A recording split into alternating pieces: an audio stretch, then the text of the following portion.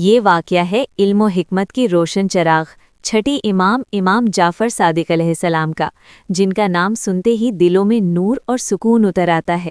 گار کی تلاش میں شہر چھوڑ کر دوسرے شہر روانہ ہو گیا اور بیوی کو آنسوؤں کے ساتھ تنہا چھوڑ گیا۔ شوہر کی جدائی میں بیوی نے حالات سے لڑنے کا فیصلہ کیا اور وزیر کے محل میں ملازمت اختیار کر لی، جہاں اس کی زندگی مزید آزمائشوں میں گھر گئی۔ ایک رات وہ عورت خواب میں دیکھتی ہے کہ نور سے بھرپور ایک ہستی اسے مخاطب کر رہی ہے۔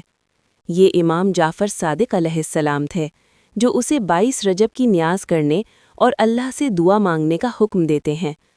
آنکھ کھلنے پر وہ حیران رہ جاتی ہے کہ واقعی آج 22 رجب ہے۔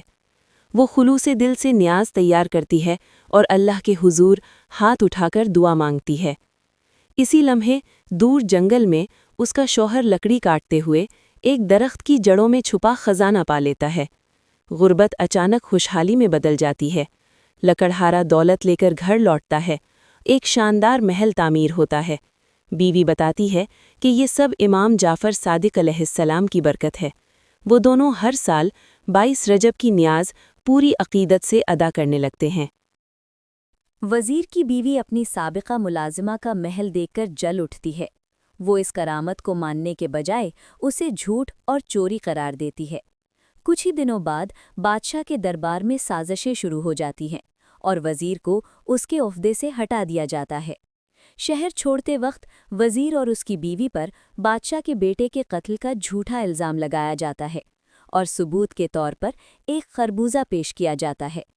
بادشاہ غصے میں آ کر اگلی صبح ان دونوں کو قتل کرنے کا حکم دے دیتا ہے۔ قید خانے میں وزیر کی بیوی کو اپنی غلطی کا احساس ہوتا ہے۔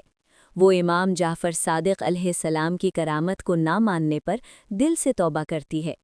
وہ دونوں وعدہ کرتے ہیں کہ اگر جان بچ گئی تو ہر سال امام جعفر صادق علیہ السلام کی نیاز ضرور کریں گے۔ اگلی صبح ایک معجزہ ہو جاتا ہے۔ بادشاہ کا بیٹا زندہ سلامت واپس آ جاتا ہے، جو صرف شکار پر گیا ہوا تھا۔ سچ سامنے آنے پر بادشاہ وزیر کو دوبارہ عہدہ دے دیتا ہے اور حکم دیتا ہے کہ پورے ملک میں 22 رجب کی نیاز منائی جائے۔ امام جعفر صادق علیہ السلام فرماتے ہیں، مرد کی زینت داڑھی ہے اور عورت کے چہرے کی خوبصورتی اس کا نرمی اور نزاکت ہے۔ یہی فطرت انسانیت کے حسن اور بقا کی ضمانت ہے۔